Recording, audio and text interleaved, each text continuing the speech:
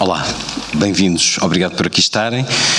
Mais um momento do Festival Internacional de Cultura de Cascais. Agradeço o convite. Estou ladeado de Hélia Correia e Nuno Giudice, dois excelentes escritores, nasceram no mesmo ano, são amigos. É uma biografia suficiente porque todos os conhecem. Estamos aqui para conversar sobre imaginação e desejo no caminho da escrita ao lado de Camões, porque como em todas as conversas deste festival somos guiados, propostos por Luís de Camões, agora com um soneto que para o festival nos diz: transforma-se o amador na coisa amada por virtude do muito imaginar. Não tenho logo mais que desejar, pois em mim tenho uma parte desejada. E prossegue: se nela está a minha alma transformada, que mais deseja o corpo de alcançar? Em si somente pode descansar, pois consigo tal alma está aliada. Mas esta linda e pura semideia, que como um acidente em seu sujeito, assim com a minha alma se conforma, está no pensamento como ideia, e o vivo e puro amor de que sou feito, como uma matéria simples busca a forma.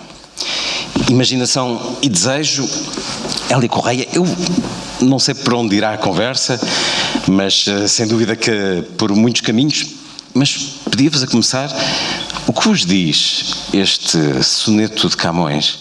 O que lhe diz este ímpeto de imaginação, desejo, Hélia? Vamos pegar no microfone.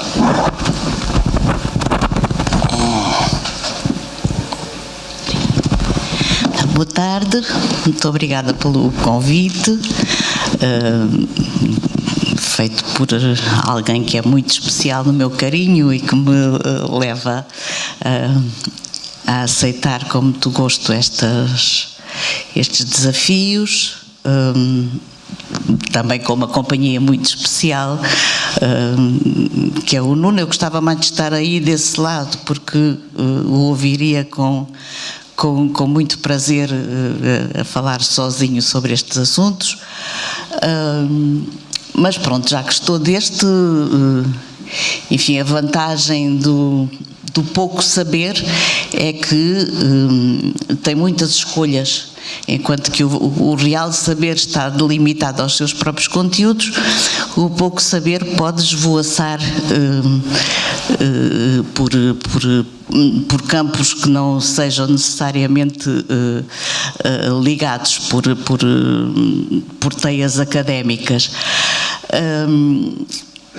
Este soneto de Luís de Camões sempre me enervou um bocadinho.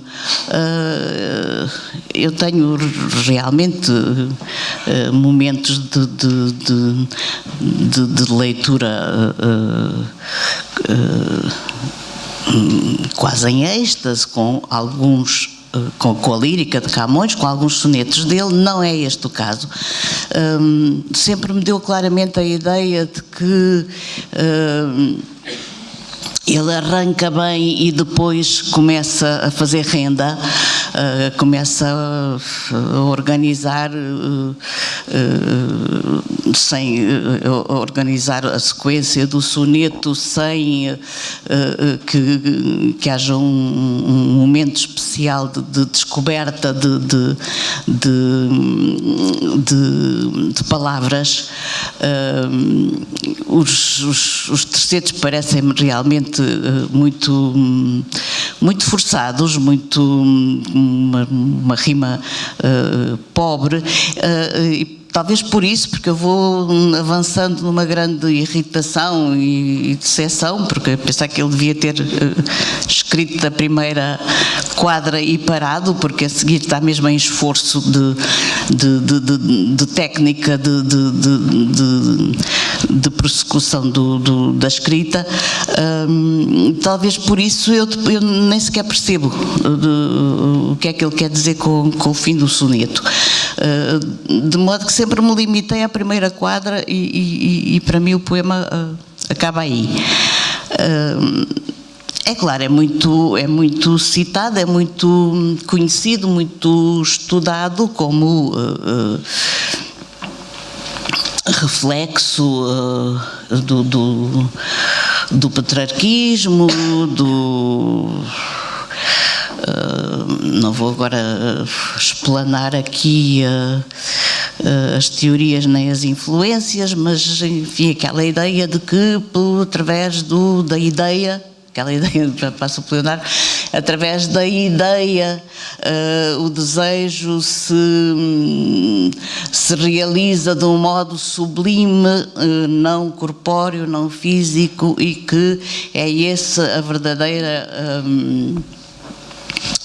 aplicação do amor.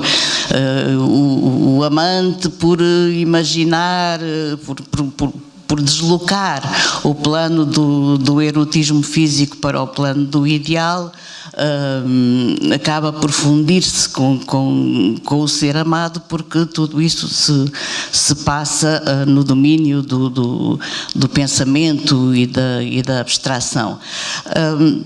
É um tema que, pronto, como em termos de história da cultura, de história da literatura, tem interesse, mas que me parece extremamente datado e, de algum modo, desinteressante como exploração.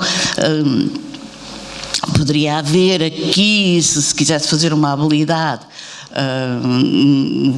uma transferência para os dias de hoje com a entrada do mundo virtual, portanto do mundo não físico, no domínio das relações amorosas, e esse paralelismo cairia imediatamente por terra, porque não tem uma atitude não tem nada a ver com a outra, mas seria talvez interessante ir por aí.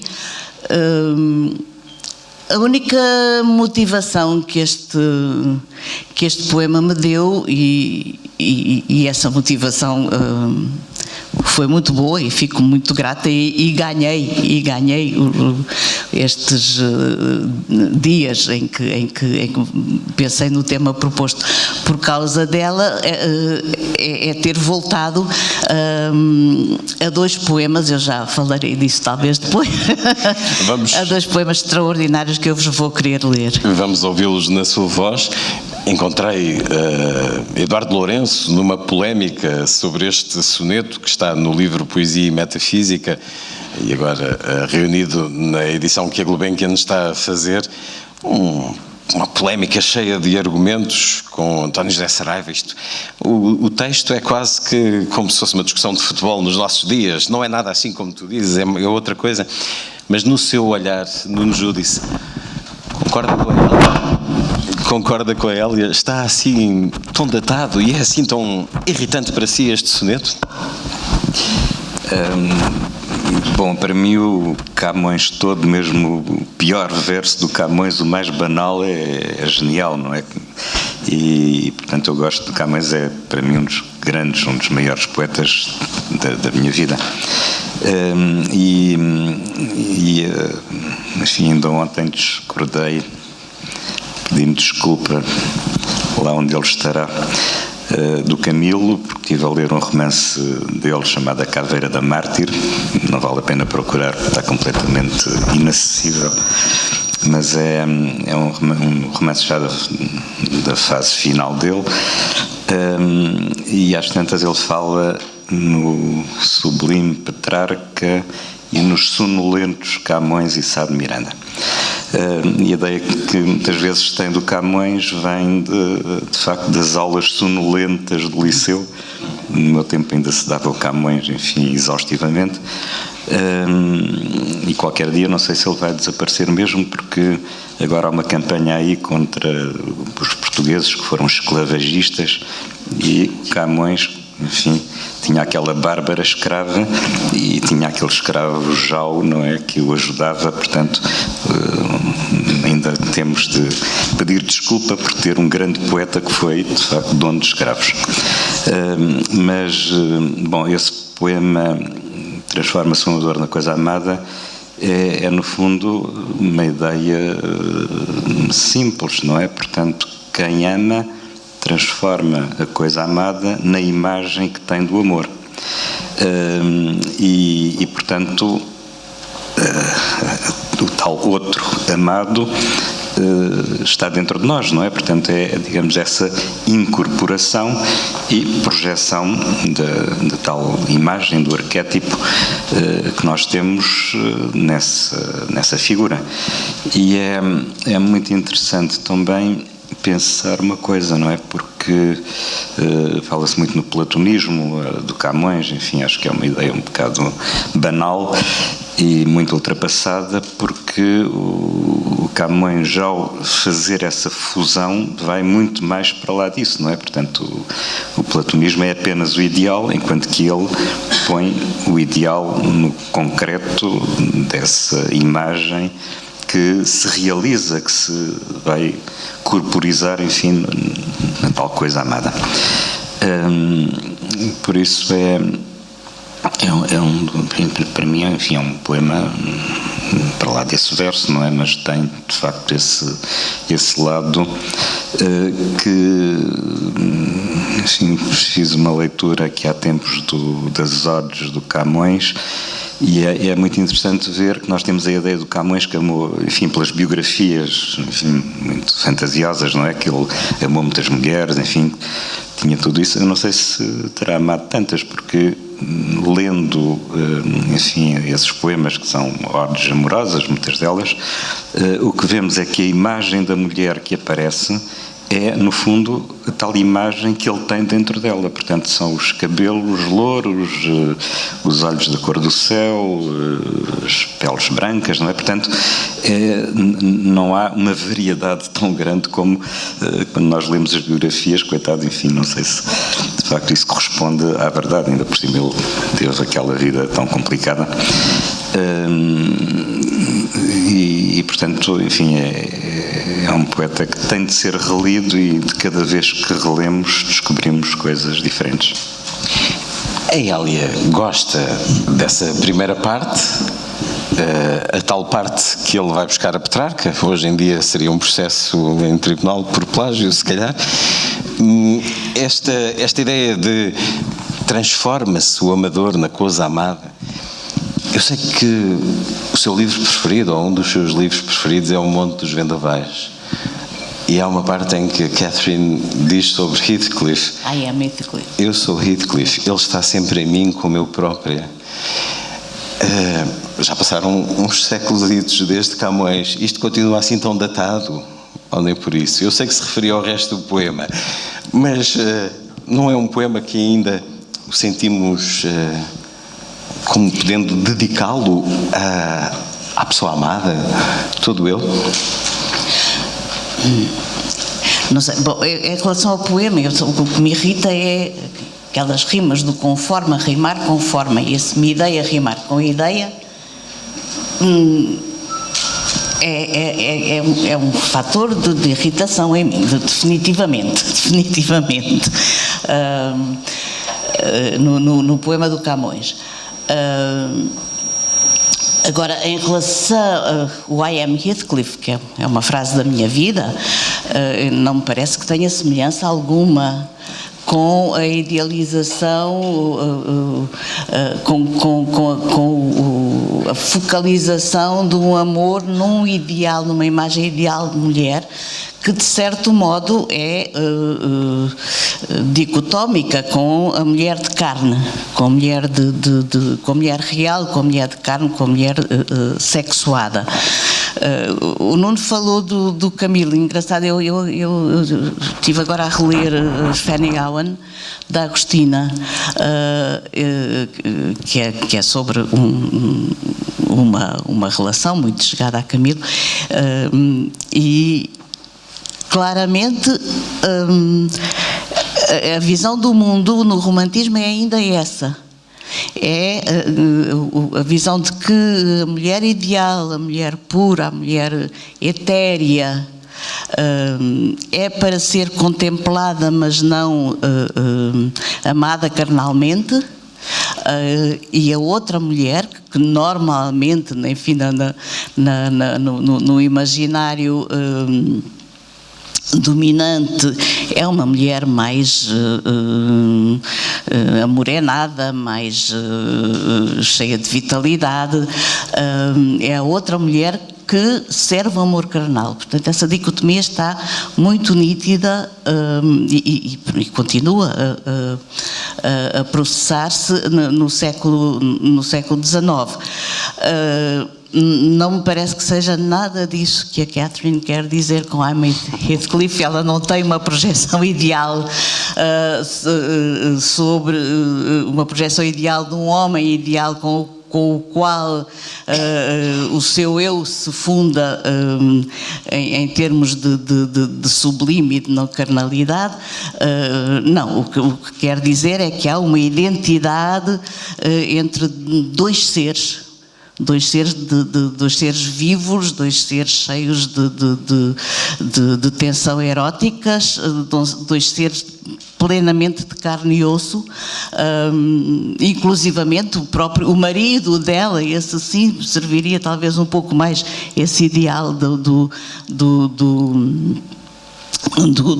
eu em imagem, porque é claro e louro e de olhos claros, enquanto Heathcliff é um homem moreno, provavelmente descendente de ciganos. Portanto, não tem nada a ver uma coisa com a outra. Essa é uma pulsão essa é a fusão, digamos a pulsão fusional do amor, mas do amor completo, do amor verdadeiro entre dois seres. Não tem paralelo com essa divisão entre o ideal e o amor do ideal e o amor físico da carne.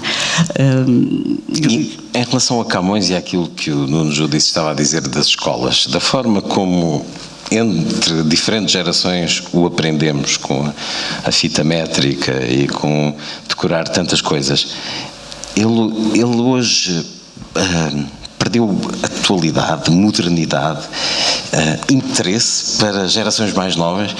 Há este risco de o deixarmos esvaziar nas escolas. O que é que devíamos exigir sobre o Camões presente na educação do gosto literário hoje, Hélia Correia?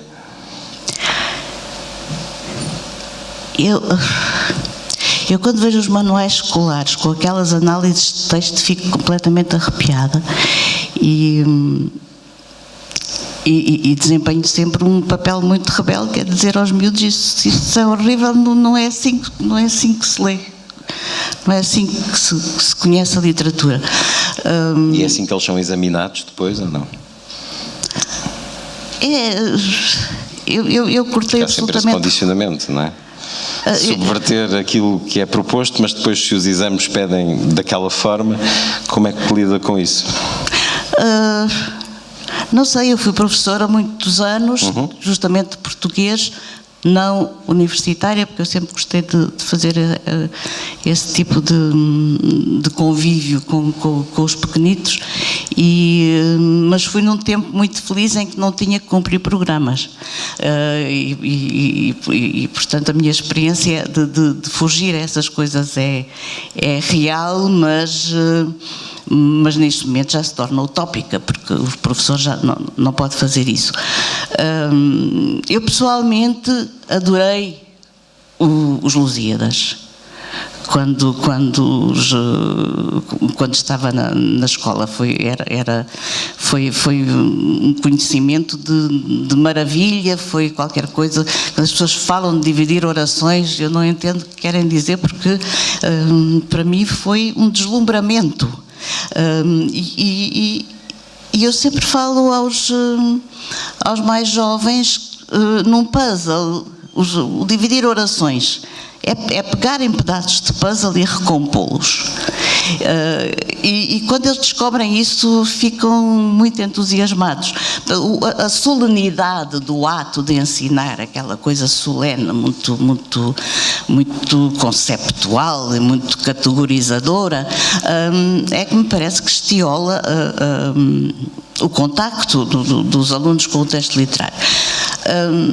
Em relação à atualidade,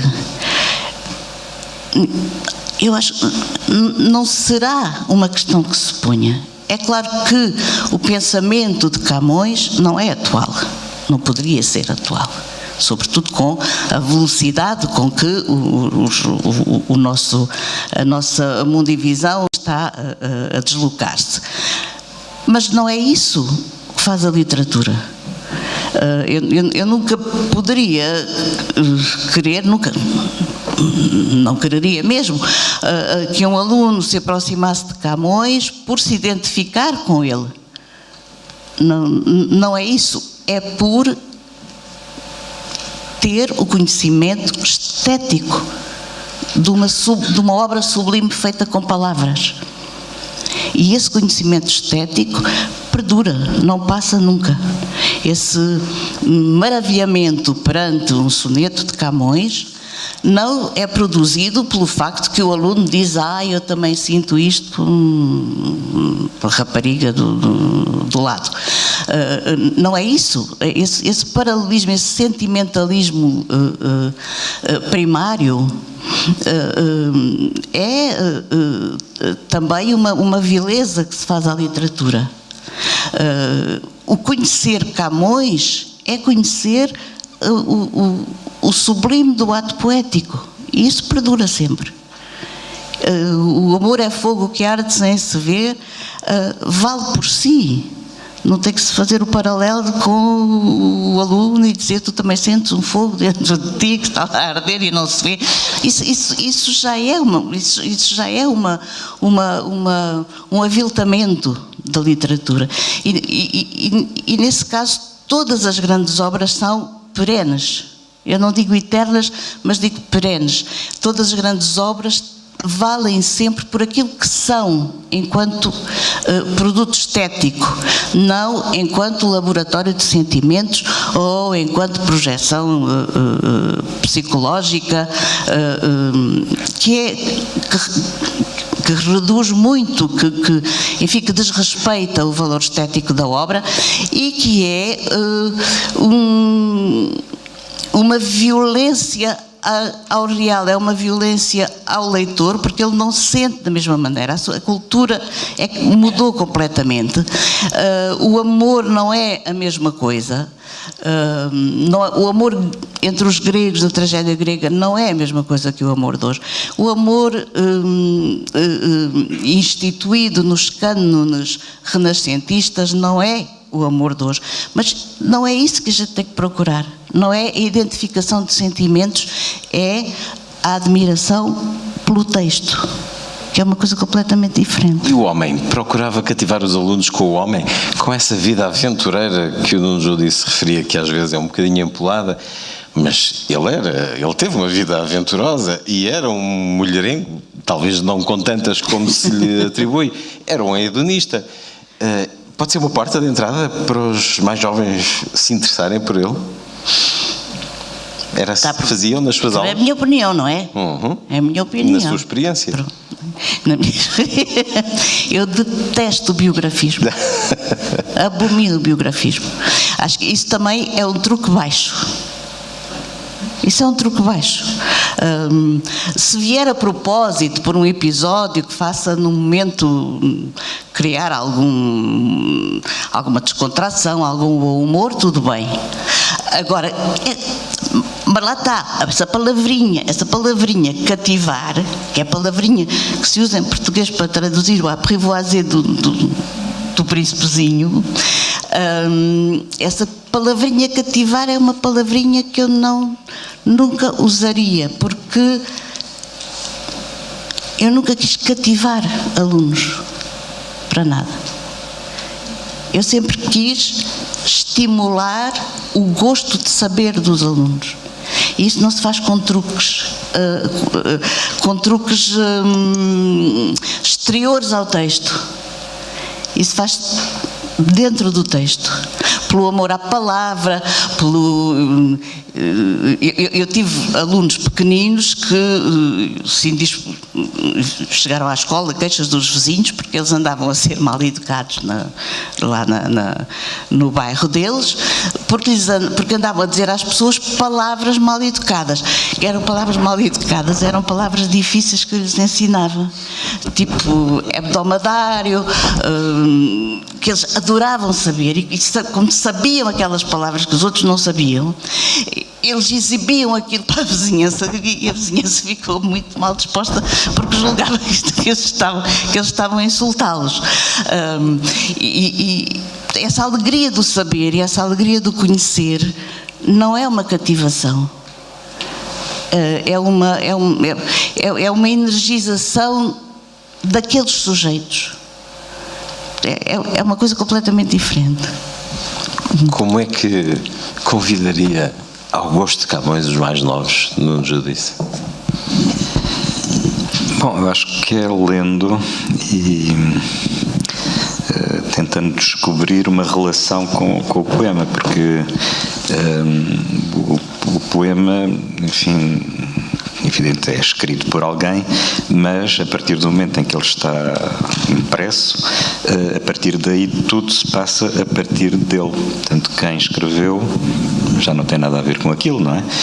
E o que está ali é uma vida, não é? Portanto, são palavras, mas são palavras que transmitem, enfim, qualquer coisa que o leitor vai descobrir e vai, digamos, fazer o que se chama uma interpretação, mas essa interpretação é, no fundo, a relação que aquelas palavras têm com aquilo que ele sentiu ou que viveu e portanto, se essa relação, esse diálogo se estabelece, a partir daí, portanto, a leitura faz-se e, enfim, o autor vai começar a ser descoberto, não é? Por quem o está a ler. Quase como ideia de jogo. Sim, é um jogo. Aliás,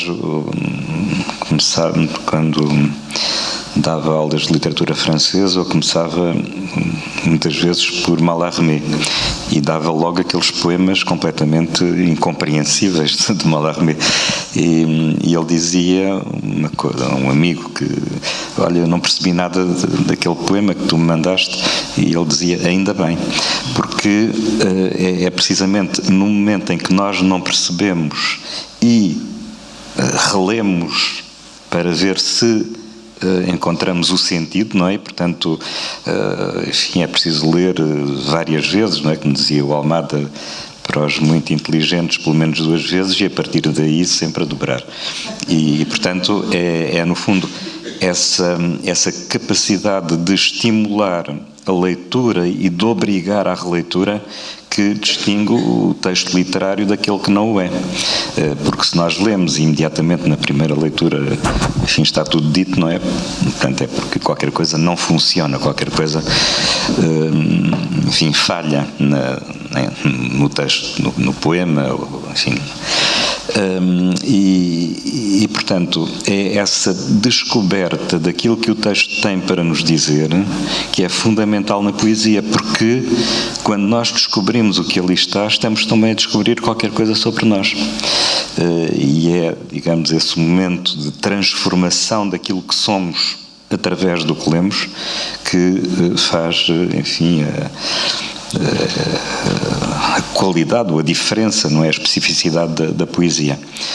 E é no fundo, enfim, por exemplo, um soneto que tem 14 versos, não é? Que se lê em 2, 3 minutos, mas nós somos, enfim, já li infinitas vezes o amor é fogo que arde sem se ver, ou, enfim, eu quero amar perdidamente, enfim, portanto, esses sonetos que à partida parecem coisas muito simples, muito elementares, mas, de facto, a cada leitura há ali coisas novas que aparecem, enquanto que, enfim, em poetas onde não é nada assim. Outra ordem, portanto, aliás, ele próprio escreve, e sabei que segundo o amor que tiverdes tereis o entendimento dos meus versos. Sim, também é uma coisa muito interessante porque... Não é só da pessoa, é do momento em que a pessoa está. Exato. Enfim, quando li um poema há 20, 30, não vou dizer mais quantos anos, e o leio hoje, a leitura que eu faço hoje é completamente diferente daquela que eu fiz nessa altura. Que leitura é que traz? É de Camões, da lírica? O que se propõe ler-nos, Hélia Correia? Não. Então é de quem? São dois... Ora, de quem é que havia de ser? São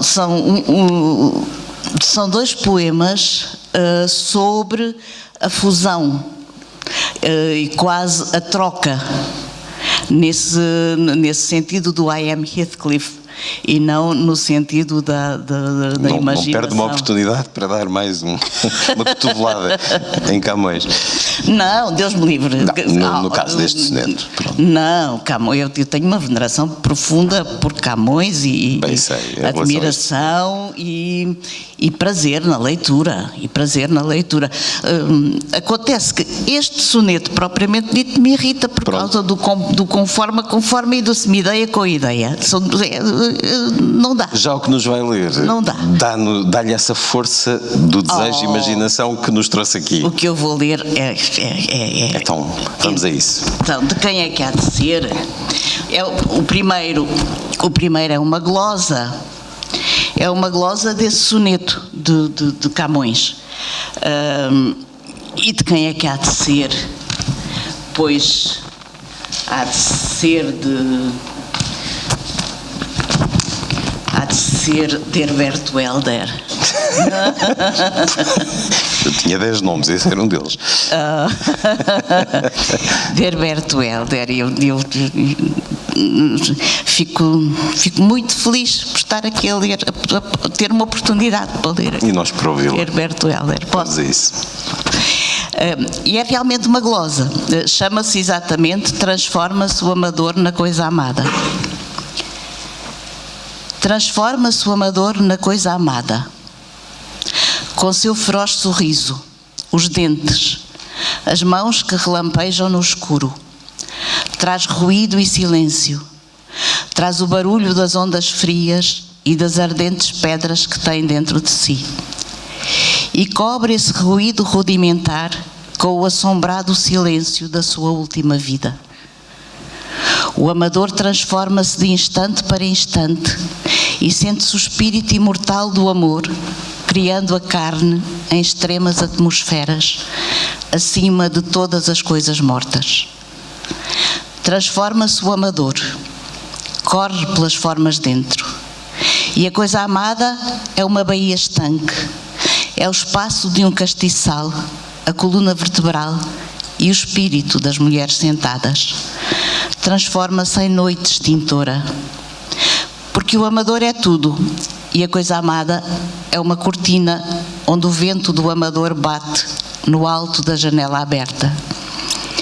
O amador entra por todas as janelas abertas. Ele bate, bate, bate. O amador é um martelo que esmaga, que transforma a coisa amada. Ele entra pelos ouvidos e depois a mulher que escuta fica com aquele grito para sempre na cabeça a arder, como o primeiro dia do verão. Ela ouve e vai se transformando enquanto dorme naquele grito do amador. Depois acorda e vai e dá-se ao amador, dá-lhe o grito dele. E o amador e a coisa amada são o único grito anterior de amor. E gritam e batem. Ele bate-lhe com o seu espírito de amador. E ela é batida e bate-lhe com o seu espírito de amada. Então o mundo transforma-se nesse ruído áspero do amor. Enquanto em cima o silêncio do amador e da amada alimentam o imprevisto silêncio do mundo e do amor. Muito obrigado. Escolheu porque o desejo e a imaginação estão aí consubstanciados, ou porquê? Diga-nos. Escolhi porque é Herberto. Escolhi porque é uma glosa do soneto de Camões. Aliás, a primeira frase, transforma sua Madonna em coisa amada, vem entre aspas, claramente como citação. E depois escolhi-o para partilhar este momento de perfeito arrepio, que é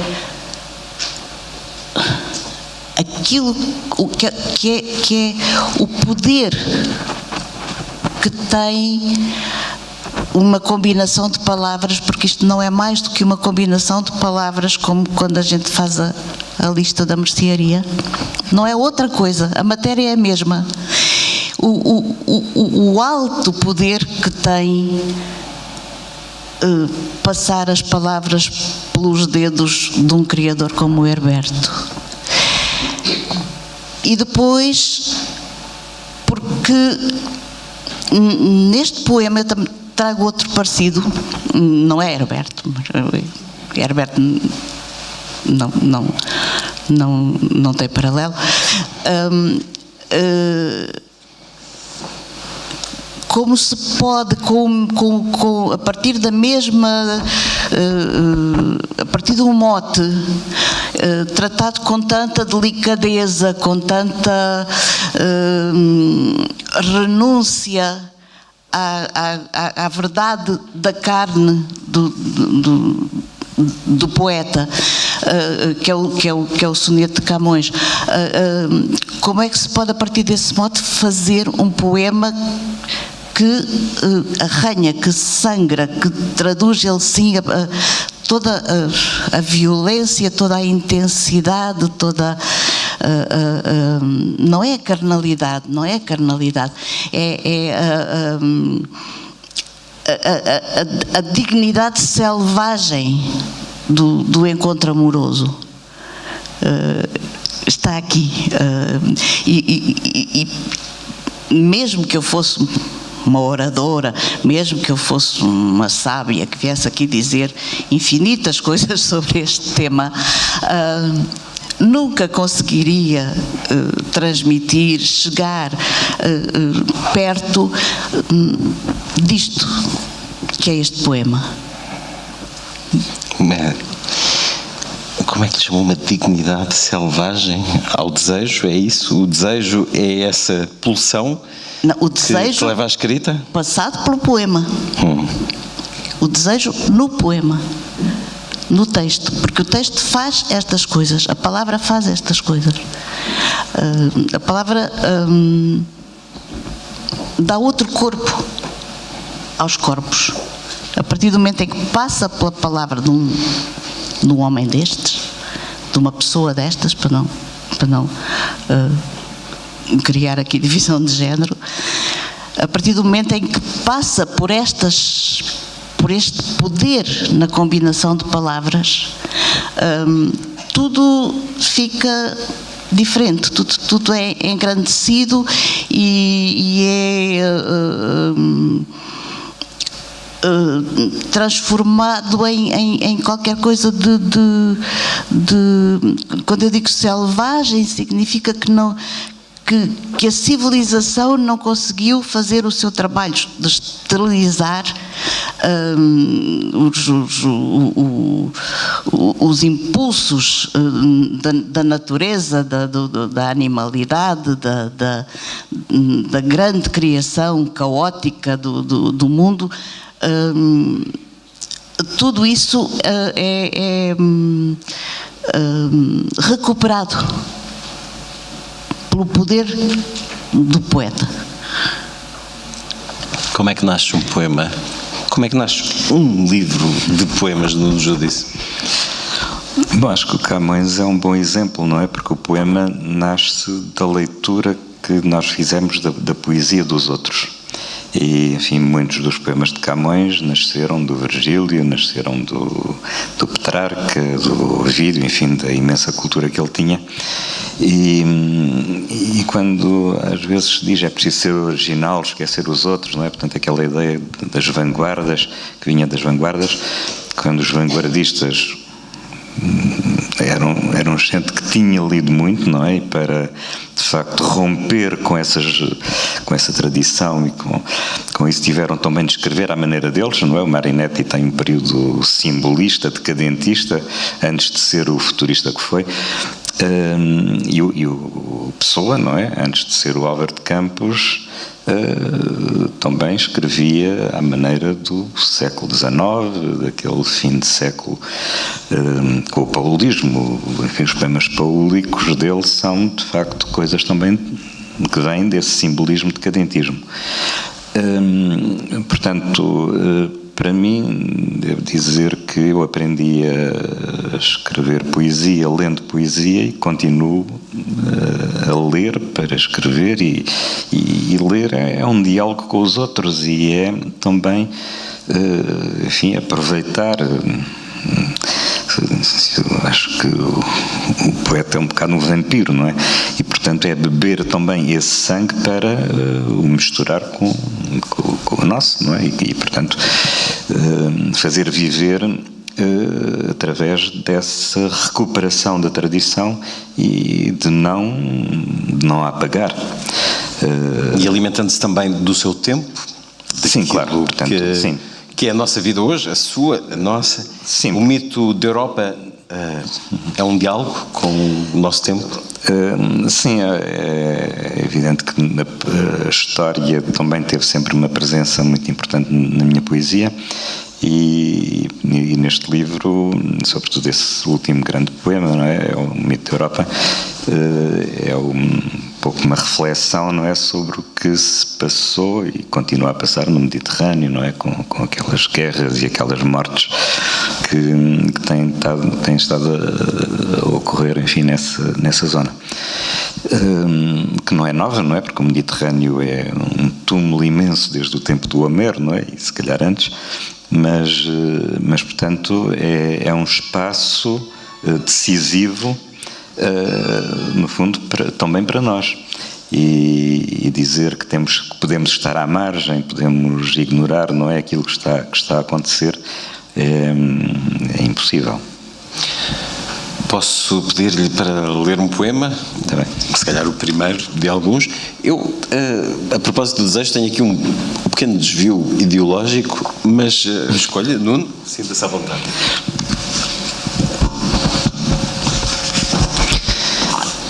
Pequeno desvio ideológico.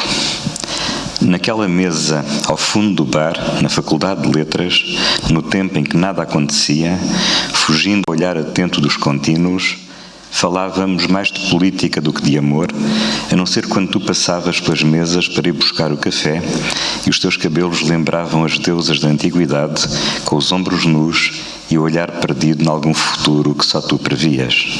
Às vezes, o fumo do tabaco envolvia-te em uma névoa que lembrava os campos de batalha, e era como se pedisses que nos fôssemos alistar nos teus sonhos. Mas nós queríamos a realidade das tuas mãos e não o ideal de que a tua presença nos afastava, calando as conversas à tua volta e obrigando os que estudavam a fechar os livros. E eras tu, nesse tempo em que nada acontecia, que fazias acontecer o que não se podia confessar, o desejo que deixavas à tua passagem e que tínhamos de guardar connosco para que, à nossa volta, ninguém nos acusasse de fugir à revolução de que os teus cabelos nos distraíam. O mito de Europa, de alguma forma, pode dialogar com a terceira miséria de Hélia Correia? De alguma ou de muitas formas? Sim, porque, enfim, a Hélia tem exatamente também poemas sobre a Grécia, sobre aquilo que aconteceu na Grécia recente, não é? Com aquela austeridade, não é? Que eles foram obrigados. E também, portanto, é uma relação com esse Mediterrâneo que é, no fundo, a nossa cultura, que nos faz hoje. E a nossa circunstância política? Não tanto, porque, enfim, nós também libertámos-nos do Mediterrâneo com o Atlântico, não é? E com os outros continentes, não é? Para onde fomos. Mas, no fundo, levando connosco essa cultura. E querer apagá-la, querer esquecê-la é um erro grave. Já leu o último livro do Nuno Judice, O Mito da Europa? Vai fazê-lo?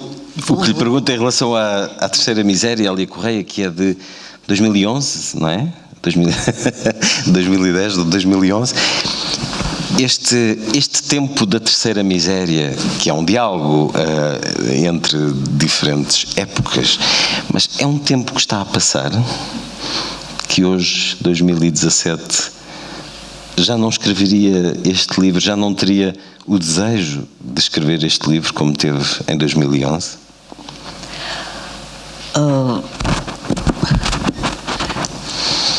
Essa segunda pergunta não sei responder, ele está escrito, portanto eu não penso. Mas aquilo mais que o nele. levou a escrevê-lo. Agora, se é um tempo que está a passar, não é um tempo que está a passar, de modo nenhum,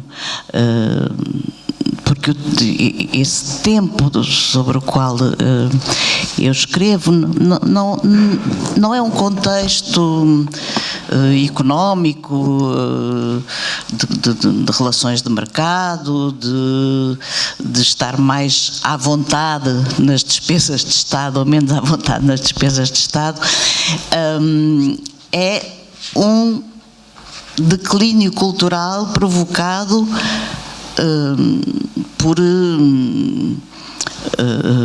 pelo abandono, pelo esquecimento da cultura da antiguidade, e pelo vazio que se segue a esse esquecimento. E as consequências naquilo que vivemos hoje. E as consequências, é claro que eu estou deliberadamente a omitir o enorme fenómeno cultural que foi o cristianismo e que continua a ser, não é? É como se ele não tivesse existido,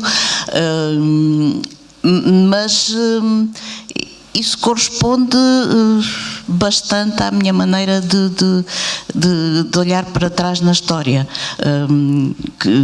incluindo com o panorama do cristianismo, que é que entramos há muitos anos, há muitos séculos, entramos em perda e continuamos em perda. Pronto, isto seria mais uma intervenção mais quase política do que literária. E este livro não foi uma intervenção também política e literária? Quando escreve que pode um voto, que podia um último poema dito a custo, por quem se ergueu do leito nessa casa, que o fogo em breve iria destruir, o que pode o desejo contra a ordem? E segue por aqui, que segurou nos braços essa Grécia, a quem ele deu tudo, quando as urnas, a do corpo e a das vísceras, embarcaram. Isso é o Byron, que coitadinho que teve enganado o tempo todo. O que é que pode façamos do verso a pergunta. O que pode o desejo contra a ordem? Eu faço a pergunta, não dou a resposta. Não tenho resposta, mas há uma outra dimensão do real que não está considerada por nós. Nesse sentido, há uma zona de ousadia, uma zona de capacidade de negar o instituído que está na obscuridade, que não levamos em consideração. O Nuno Judice, esta ideia do mito de Europa é uma ideia que eu me recordava de ter encontrado nesta sua novela, no Complexo de Sagitário, aqui de uma forma mais... de outra forma, não é ao desfiar as linhas da minha história. Não sei já somar todos os monólogos que ouvi a Madalena, em grande parte resultantes da sua própria teoria apocalíptica sobre o fim do mundo moderno. O paralelo com a Grécia Antiga abrira-lhe uma nova perspectiva para a reinterpretação do mito de Europa. O touro que a violara não seria Zeus, o rei dos deuses, mas uma versão do Minotauro, que para ela tinha a forma de um dos inúmeros desenhos de Picasso sobre esse tema. Tratar-se-ia de uma violação consentida, e o touro teria acabado por ser objeto da paixão de Europa para quem se tornou numa obsessão. Isto explicaria o comportamento da Europa no mundo contemporâneo, oferecendo-se a todas as forças que a desejam possuir e enredando-se cada vez mais num labirinto de interesses de que ninguém vê a saída. À medida que Madalena desenrolava a sua hipótese de explicação para os problemas atuais, eu contrapunha a ideia de que uma Europa velha não poderia já nem ser objeto da paixão de nenhum touro, por demoníaco que fosse, nem reagir do modo que ela apresentava, sobretudo porque, para mim, o Minotauro que se encontrava no centro do labirinto era a própria Europa, que se convertera no monstro que a possuíra e não a jovem casta do mito grego. Cingia-me a uma teoria que me parecia aplicar-se corretamente àquilo que estávamos a viver. Também a dialogar com o mundo de hoje e com esta ideia do mito de Europa, que Europa, aqui a rainha de Creta, amada de Zeus, Atena era filha de Zeus, enfim, as mitologias que são sempre complexas e são baralhando. Esta ideia do mito de Europa para entender o mundo de hoje é também isso que encontramos aí? Sim, a Europa, portanto, aqui é diferente, não é? Portanto, esta Europa é mais trágica, talvez. Enfim, não me lembrava já que tinha escrito isso, mas por acaso não está mal. Não está mal. E acho que no fundo a Europa é isso, não é? Portanto, é um espaço de invasões, enfim, de tal posse pelos outros, mas que também, enfim, o que faz a importância da Europa é a capacidade que ela teve desde sempre de incorporar esses outros e de os moldar à sua maneira, não é? E, portanto, o que está a acontecer hoje, enfim, com esta rejeição dos refugiados e com o receio das outras culturas, é completamente contrário àquilo que foi, ou que tem sido essa tradição. Porque, no fundo, ter medo do outro é bastante negativo, não é? Porque é a criação de fronteiras ou criar novamente as fronteiras numa Europa que conseguiu, enfim, num determinado momento acabar com elas. Os seus pré-rafaelitas, a sua Lizzie, também viviam rodeados desta ideia do desejo e imaginação, desta complementaridade, desta indissociabilidade entre uma coisa que leva à outra. No Adoecer, Hélia Correia, enfim, recordo também, por exemplo, desse encontro de Lizzie com o reverendo Dodgson, de Lewis Carroll, também outro que com a Alice, bem que pode ser paradigma de imaginação e desejo, mas isto eram só pontas por onde quisesse pegar. Para já quero ouvi-la a ler o outro poema que trouxe. E agora vai dizer-nos de quem será. Ai, que bom. Não, este não, porque pronto, é. Eu só queria dizer que eu admiro imenso o Nuno Judice como prosador. São os livros de prosa dele são um prazer muito grande na minha vida. Porque, enfim, ele é sempre falado como poeta, mas os livros de prosa são extraordinários. Felizmente que vamos tendo quase que alternadamente. O outro poema que eu trago, movida sempre pelo mesmo tema da fusão dos amantes, é de um senhor que diz que a pessoa era bom poeta e mau marido, em inglês, é o Ted Hughes. Eu roubei, eu tenho um poema em inglês, roubei uma tradução da internet, que está bastante literal, não, peço desculpa à senhora, mas a senhora assinava de uma maneira muito esquisita, de qualquer modo eu digo o nome, Maria chama-se assim a senhora que traduzia. O eu literário. Pronto, roubei porque a tradução está bastante literal. E chama-se Love Song, canção de amor. Ele amava e ela amava-o.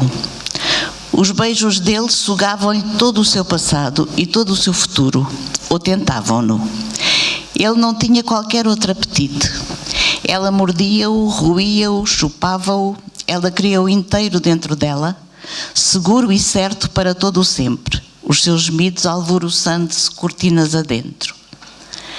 Os olhos dela não deixavam que nada escapasse. Os olhares dela prendiam-lhe as mãos, os pulsos, os cotovelos. Ele agarrava-a com toda a força para que a vida não a arrastasse para fora desse momento. Ele queria que todo o futuro acabasse, ele a desabar, com os seus braços a rodeá-la, para fora daquele momento, para dentro do nada, para todo o sempre, ou para o que quer que viesse. O abraço dela era uma enorme prensa que o imprimia até aos ossos. Os sorrisos dele eram o sótão de um palácio encantado, onde a realidade nunca entraria. Os sorrisos dela eram mordidelas de aranha. Assim, ele permanecia tranquilamente deitado até que ela sentisse fome. As palavras dele eram exércitos ocupantes. As gargalhadas dela eram tentativas de assassinato. Os olhares dele eram balas dardejando vingança. Os olhares de relance dela eram fantasmas nos cantos com segredos terríveis. Os sussurros dele eram chicotadas e botas de montar.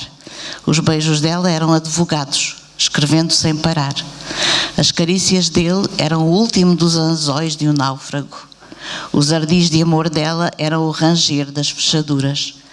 E os gritos profundos de ambos arrastavam-se pelo chão como um animal preso a uma enorme armadilha.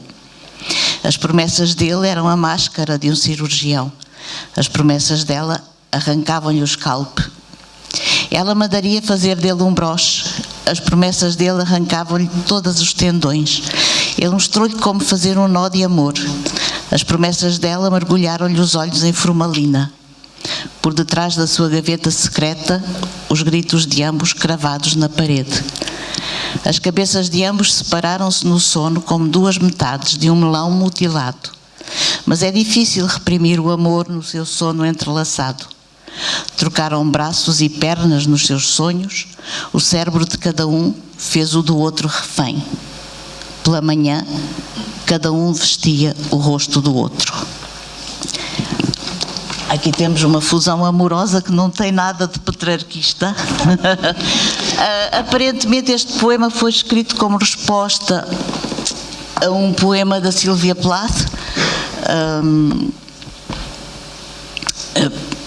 Pronto, esta violência deste poema condiz de algum modo com os desastres biográficos, mas eu trouxe este poema justamente porque essa fusão amorosa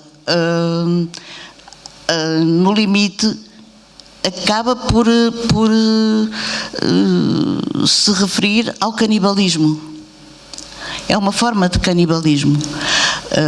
E isso, digamos que nos leva para o extremo oposto ao idealismo do mote que nos trouxe aqui. Mas numa corrente contínua. De poema em poema, chegaremos ao quase indizível do horror, do poema cheio de ideal. Vamos caminhando, vamos fazendo mutações até chegar ao horror, e no fundo o que estará por detrás da cortina será sempre esse desejo de ser o outro, de se transformar no outro. Outro poema, Nuno Judice, à sua escolha.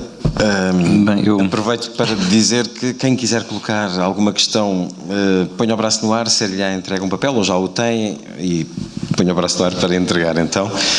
E aproveito também já para dizer, porque vamos esquecer, amanhã às 19 horas, uma homenagem a Manuel Alegre, que é imperdível. Agora, Nuno Judice, por favor. Bom, eu não vou escolher porque o Luís Caetano enfim, ajudou-me bastante. Tem aqui umas páginas marcadas. Uma definição abstrata. Para definir a substância do teu corpo, teria de me afastar dos conceitos da filosofia mais pura, do ser e das suas qualidades essenciais, e também da imagem evanescente que envolve aquilo a que se dá o nome de alma.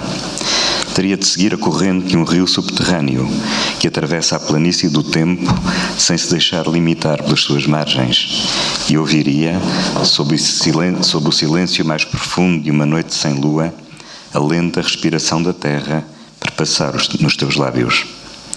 Poderia então apanhá-la com as mãos, como se faz um fruto, e senti-la a escorrer por entre os dedos como a água mais límpida. Dir-me-ias que estou longe ainda do que se entende por amor. Pouco importa. O que eu vejo no teu rosto, quando a ausência o converte num arquétipo e nele projeto todas as figuras do desejo, é o desenho dessa palavra que te veste com as suas sílabas de sol e percorre o poema com a sua luz. Antes de receber as perguntas que tem para colocar, numa conversa que tem por mote desejo, imaginação, queria perguntar a ambos sobre o mundo em que vivemos. Este mundo em que há canais de televisão que mostram 24 horas por dia pessoas fechadas num quarto ou numa casa. Este mundo em que acedemos através da internet a milhares de variantes da intimidade sexual, da vivência sexual. Ou este tempo em que numa aplicação de telemóvel sabemos qual é a rua mais próxima em que está alguém disposto a ter uma relação íntima. Vivemos tempos de indigência do desejo e da imaginação, ou pelo menos tempos em que o desejo e a imaginação estão a sofrer transformações substanciais. Nuno? Bom, acho que isso de facto produz uma saturação que talvez tenha um efeito positivo, não é? Que é o de procurarmos uma outra intimidade que se liberta, enfim, dessa exposição pública dos Big Brothers e, no fundo, desse grande Big Brother que é o mundo de hoje, não é? E julgo que a literatura pode ser, ou a poesia pode ser o oposto disso, não é? Porque aí é um espaço que é apenas daquele que o tem, não é? E enfim, o que ali vemos, no fundo, faz parte apenas de nós, não é? E é portanto um tipo de realidade, essa literatura ou a poesia que transcende a banalização, enfim, deste mundo. Claro que eu estou a dizer isto, mas agora, enfim, há umas semanas estive no México, antes dos tremores de terra, e enfim, fiz muitas entrevistas e enfim, eram vários jornalistas, nem sabia bem de onde é que eles vinham, e depois alguém é que me disse que uma das pessoas que me entrevistava era da Playboy. Bom, isso é uma longa tradição, não? Ficará muito bem. Exatamente. A Playboy, tanto em entrevistas como em cronistas, tem uma longa Sim, lista eu sei. de bons escritores. Bom, se fosse a Playboy, esta descrição, enfim, muito vincada que fiz, Hélio Correia, incomoda no que diz respeito a este mote que aqui nos trouxe, desejo e imaginação. Como é que olha para este mundo de hoje com esta forma de viver o desejo tão singular? Eu olho com uma grande curiosidade, porque nesta fase da civilização nós assistimos a uma grande rapidez, a uma mudança constante, a um processo de mudança constante, e aquilo que presenciamos hoje derivará para outra coisa muito rapidamente. E a tendência não a preocupa, essa derivação? Não, eu não sou muito de me preocupar, quer dizer, já me preocupava antes. O vazio já cá estava, de repente há uma espécie de preenchimento do vazio com esta agitação mediática toda. E acha que isso não é um vazio o horror também? ao vazio da natureza, provavelmente as pessoas afogar-se-ão depressa nesta avalanche que está a cair sobre nós. É claro que há uma sobreexposição, há uma falha da intimidade. Nós estamos numa grande crise civilizacional, as coisas vão ser muito diferentes. O homem, o ser humano, vai ser muito diferente daquilo que tem sido até agora.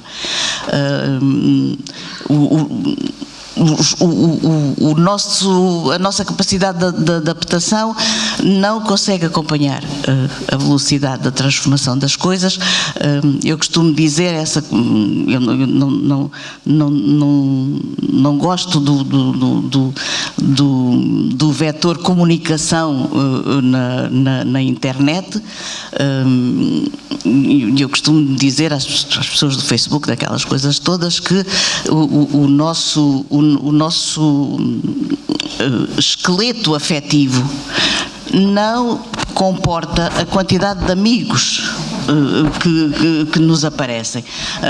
Não temos, neste momento, nós não temos arquitetura afetiva para ter tantos amigos. Portanto, há um fosso entre essa pseudo-realidade e a nossa capacidade para a gerir. Também não conseguimos lidar com tanta informação. O cérebro não consegue armazenar aquela informação toda, não consegue geri-la, não consegue processá-la. E não podendo ter tantos amigos, não podendo processar tanta informação, o que é que isso provoca nas pessoas, na sociedade? Neste momento não provocará, porque acho que a maior parte das pessoas ainda não chegou a esta conclusão. Está convencida de que sim, senhor, tem aqueles amigos está todos, a responder sim, no senhor, Facebook. tem aquela informação toda. Quando chegar a essa conclusão, isso acabará por acontecer, porque nós não vamos desenvolver, como se fala na ficção científica, pelo menos nos próximos séculos, nós não vamos transformar o nosso corpo, não vamos ficar com um cérebro enorme, com os dedos enormes de carregar nas teclas e com um corpo atrofiado de não nos mexermos. Não digo que isso não venha a acontecer, mas enfim, não será tão rápido quanto isso. Enquanto isso não acontecer, as pessoas não vão ser capazes de viver adequadamente em função das possibilidades que lhes dá a cibernética. E cada vez mais isso é entendido, só que a desproporção é que este tipo de raciocínio é feito lentamente pelo indivíduo isolado, pelo seu grupo de amigos com quem fala diretamente, com quem fala fisicamente, fazendo passar o ar da boca para o ouvido, que é uma coisa que muita gente já não sabe o que é. É uma espécie de proselitismo heroico, muito lento, muito destinado a fracassos, mas que vai criando o seu território. E exige o quê? Exige muita lucidez da parte das pessoas, exige muita coragem e a capacidade de andar contra a corrente, que dá trabalho. Só uma notazinha pessoal. Eu pus nos meus mails, a única coisa que eu tenho de comunicação, que eu tinha de comunicação com as pessoas na net, era uma caixa de mail.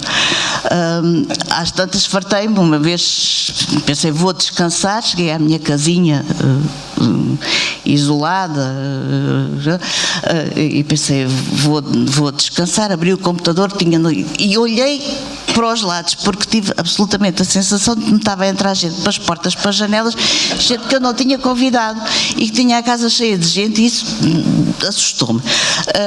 E então pus uma resposta automática nos meus mails a dizer, faça-me um favor de mandar snail mail, que é o termo em inglês para o correio de caracol, correio lento, correio de papel, para este endereço. E já recebi muitas cartinhas de meninos pequeninos. Os meninos pequeninos corresponderam a isso. Os adultos, alguns corresponderam. Outro dia um amigo dizia-me muito enfurecido, sim, porque isso dá um trabalhão, ter que ir ao correio, ainda por cima gasta-se dinheiro a comprar o selo e ninguém vai fazer uma coisa dessas.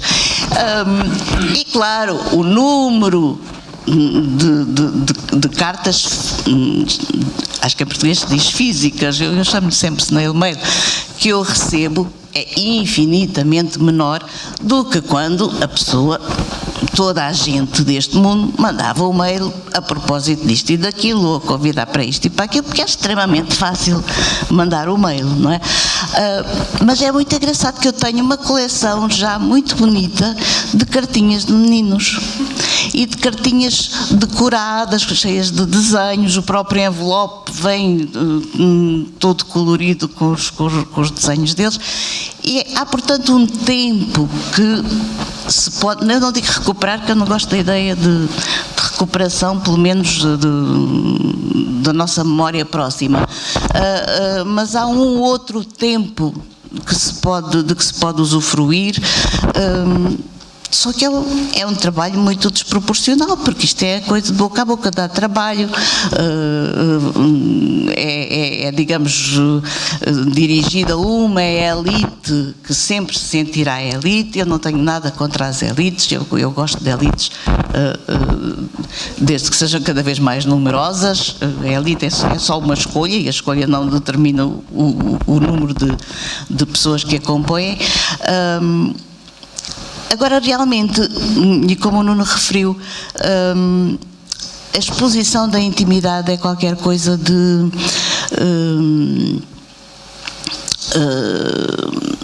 desequilibrante. Eu não digo assustador, porque estas coisas não me assustam. Há um grande desequilíbrio a ponto de que se perdeu a percepção do que é intimidade. As pessoas não sabem já o que é intimidade, não guardam nada para si mesmas, para os seus amigos mais próximos.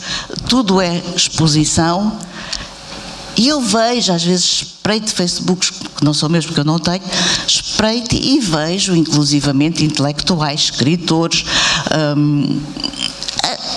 a contarem tudo aquilo que fazem. Fazem um bolo, põem no Facebook, zangam-se, ou têm não sei o que, põem. Aquilo é, digamos, a vizinha do lado agora da vida contemporânea. E isso cria realmente um grande desequilíbrio, mas há um espaço de intimidade, e é realmente esse espaço único, esse espaço preservadíssimo da leitura. E eu não defendo o livro, eu não defendo o suporte físico do livro. Essa agora? Pois não. Então porquê? Então porquê? Porque então o livro é uma coisa muito recente. Certo, relativamente recente. Pois. Então, mas não defende o livro? Não, eu com amigos tenho... Não diz aos seus alunos, ou não dizia, ou não diz... É bom ter um livro na mão? Não. Não, eu já tive uma vez uma sessão dedicada à Grécia dos meus menininhos todos, dos meus amiguinhos, que eu tenho muitos meninos amiguinhos, a escreverem, a aprenderem a escrever grego em tabuinhas de cera. É outro suporte, não é? O que me interessa é o texto. Eu acho que é das coisas mais maravilhosas da net, é termos acesso a textos a que nunca acederíamos de outra maneira. Nunca. E ainda por cima, aquele carinho especial de alguns sites que nos dão o livrinho para nós passarmos as páginas com um barulhinho de passar páginas, que é uma coisa encantadora. Encantadora para quem cresceu e se habituou a ouvir esse barulho em papel. Quem não, mas quem conhecer agora encanta-se à mesma. Não acha que isso vai fazer declinar o hábito e o gosto de leitura? Não, o texto é o texto. É um otimista, claramente. O texto é o texto. O Homero não escreveu livros, não escreveu livros. Aliás, não escreveu nada. Não.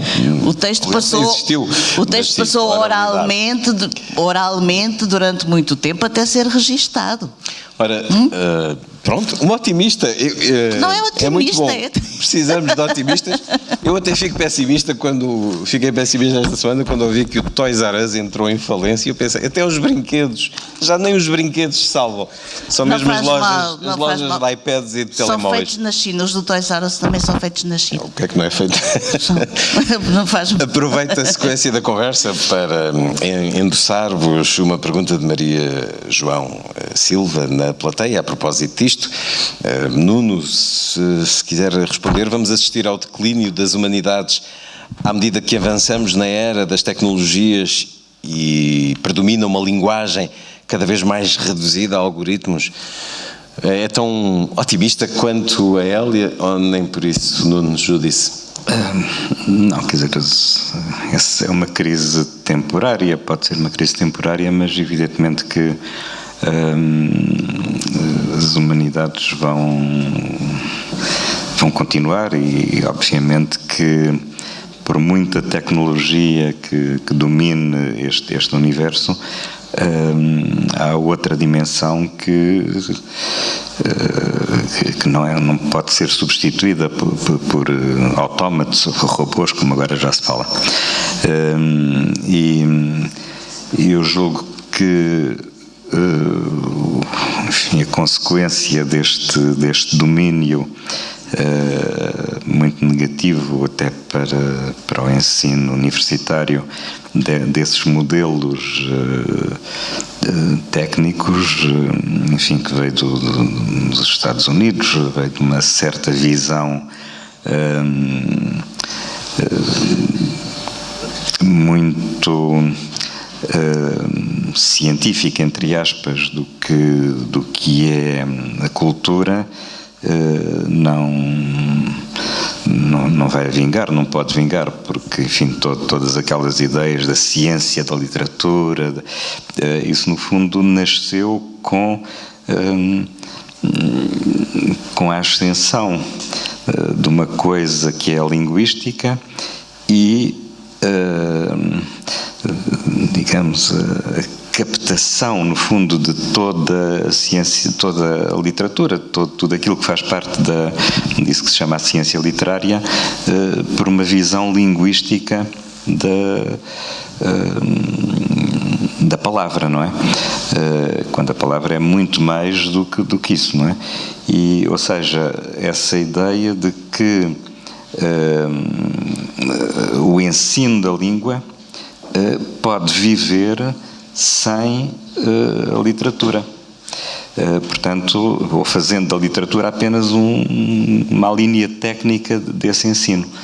E eu julgo que isso, enfim, hoje está a ser ultrapassado, sobretudo porque quando nós pensamos naquilo que é a língua é feita não pela utilização diária, não é, que nós fazemos na comunicação, enfim, através da língua, mas pela pela criação literária, não é? E no fundo, o próprio português, ele evoluiu a partir dos escritores e da maneira como a língua foi feita ao longo dos séculos, não é? Desde a Idade Média. Portanto, o Camões transformou de facto a língua dele já não é do Gil Vicente, depois, enfim, o Garrett encheu o português de anglicismos, de galicismos, não é? Portanto, foi buscar a modelos estrangeiros e ao vocabulário estrangeiro e adaptá-lo para português, o flertar, por exemplo, não é? Entre muitas outras coisas. O Essa deu outro salto, não é? Com a língua, introduzindo na sua escrita uma dimensão de oralidade, com o Eusébiozinho, não é? Com esses diminutivos e que o António Nobre também faz. E o Pessoa, enfim, transforma a língua literária numa língua vivida, não é? Como é na poesia do Álvaro de Campos. E, portanto, digamos que aquilo que de facto transforma e cria a língua é a literatura. E se nós eliminamos a literatura do ensino da língua, nós não percebemos nada do que é, de facto, esse fenómeno linguístico. É um controle alt-delete. E perguntam-vos da plateia, Maria Beatriz, sentem os vossos versos e as vossas linhas como sentem as linhas e os versos dos escritores que admiram? Ou melhor, sentem as vossas escritas como nós as sentimos? Venha daí uma resposta, Hélia Correia.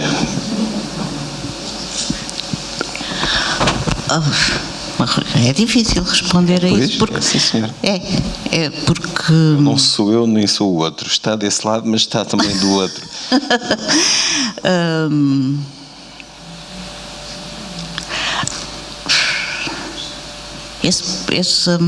Para começar, sente os vossos versos e as vossas linhas como sente as dos outros. Há uma abertura, uma exigência, uma forma diferente de encarar a sua escrita e a escrita dos outros? Eu não sei o que é que quer dizer sentir. Sentir. Porque não há os outros. Um Herberto.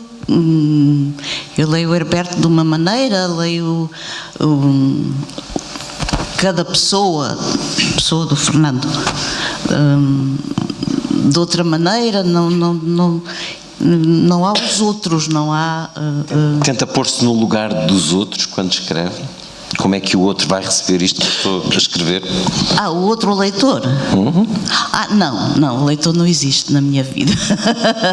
Na minha vida quando escrevo. Não há... E interessa-se por saber não há depois? Não há ninguém. Interessa-se por ouvi-lo depois, naquilo que o leitor sentiu?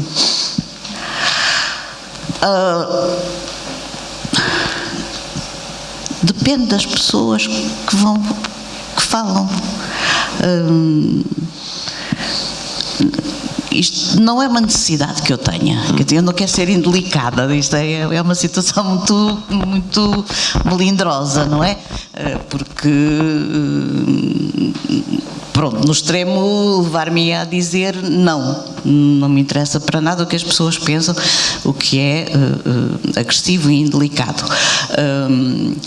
Evidentemente, cada pessoa que fala comigo é uma pessoa diferente e tem direito a respeito e a atenção e a carinho.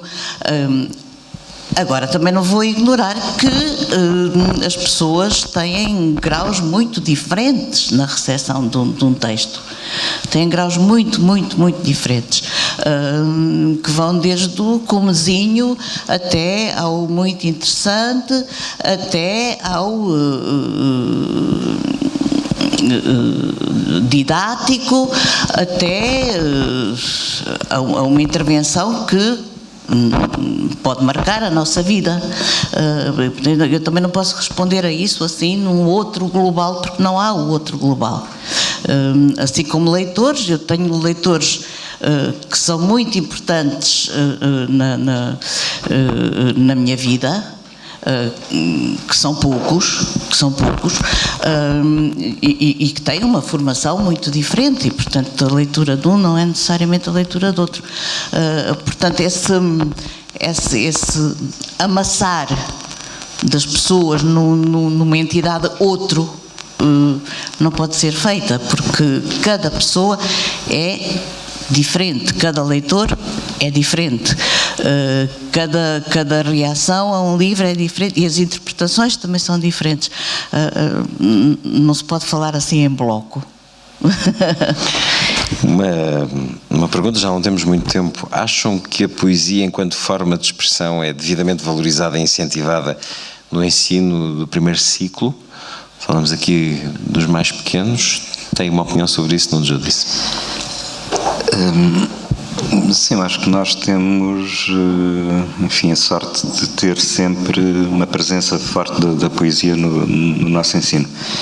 E, enfim, não sei se em termos de depois na prática das escolas isso acontece, mas eu acho que é estimulada, pelo menos nos programas. E agora, enfim, é importantíssimo, não é? Porque o estar a poesia no ensino é esse estímulo à imaginação e ao desejo, não é? Portanto, o desejo de conhecer e de saber o que está ali. Eu, aqui há uns anos, fui a uma escola do ensino primário, acho que é o primeiro ciclo, não é que hoje se diz,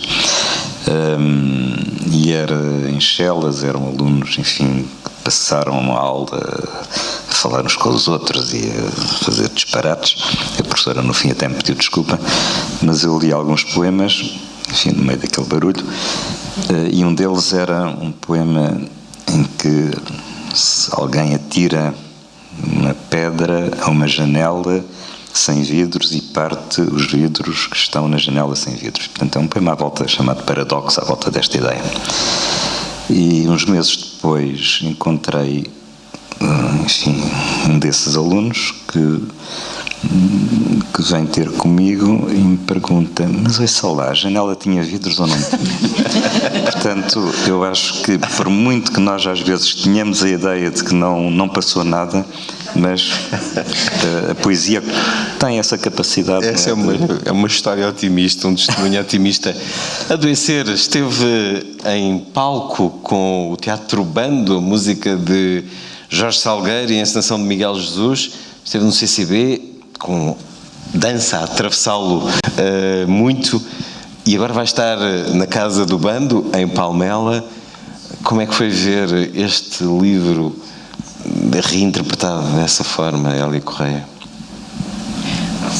Foi muito bom porque tem dança. Tem corpos. Não, tem dança, tem pois, dança. É atravessado pela dança, é uma leitura de dança contemporânea. E o facto de ter dança, para mim, cria esse universo que não é o diálogo teatral comum, que a meu ver normalmente empobrece um texto de prosa, e com a dança alcançou o não dito, alcançou aquilo que é inefável, porque encanta e porque não entra no domínio da linguagem. Isto porque realmente as adaptações teatrais de um livro, de um romance, que o reduzem a diálogo, são sempre muito empobrecedoras. Eu não me esqueço de um dos grandes entusiasmos da minha vida foi ir ver o Peter Stein no Pireu, numa sala do Pireu, num espetáculo que iria durar 24 horas, portanto, onde havia inclusivamente refeições, etc. E que seria uma adaptação dos Demónios de Dostoiévski. E eu vivi excitadíssima não sei quantos dias antes e tive a maior decepção da minha vida, porque aquilo era claro que durava muito tempo, porque era página a página, mas era reduzir aquele livro a diálogos, e reduzi-los a diálogos é torná-lo realista no sentido mais comezinho do termo. Queres pão? Não. Estás cansado? Está a chover? Queres ter aquela... E pronto, e fui-me embora rapidamente, e foi das maiores decepções, foi uma coisa realmente que fiquei marcada por aquilo. E a adaptação do Adoecer não é assim. Não é assim. 5 a 15 de outubro em Palmela, não é? Pois, eu tinha que ver. Eu tenho a certeza, não vale a pena confirmar. Um poema para terminarmos. Mais um de O Mito de Europa, é o mais recente livro de Nuno Judice. Saiu há poucos meses. Terminar esta conversa sobre desejo, imaginação com Hélia Correia e Nuno Judice, nestes momentos finais também do Festival de Cultura de Cascais. Não podemos acabar com a história também. O papel do formalismo na Revolução de 1917. Enquanto os bolcheviques faziam a revolução, os formalistas russos contavam sílabas aos versos e procuravam o narrador nos romances do século XIX. Não sei se as sílabas assobiavam como as balas na rua, ou se o narrador subia à tribuna do capítulo para gritar a estranheza que, segundo os formalistas, distinguia o discurso literário do outro. Então gritavam os revolucionários: há uma distinção de classe entre o romance e o mundo. Nós, que somos reais e andamos aqui aos tiros para nos libertarmos de reação, não passamos de criaturas banais ao lado desses heróis narrativos que só são diferentes porque nasceram da cabeça de um escritor? Vamos, mas é pôr ordem nisto. Nada de separar literatura e revolução. Está bem de ser aos formalistas. Vamos escrever com fogo, pólvora, baionetas, fuzilando a métrica, decapitando a estrofe, cortando o narrador da sua realidade concreta. E deram o argumento final ao citar assim Shakespeare, quando falou em palavras, palavras, palavras, contra os que só usavam a retórica, ignorando a realidade. E concluíram: se em vez disso tivesse dito batatas, batatas, batatas, não teria morto a fome a ninguém. O argumento não convenceu os inimigos do formalismo e a revolução continuou, com uns a morrerem por falta de batatas e outros a serem mortos por se recusarem a engolir as palavras. Muito obrigado a todos.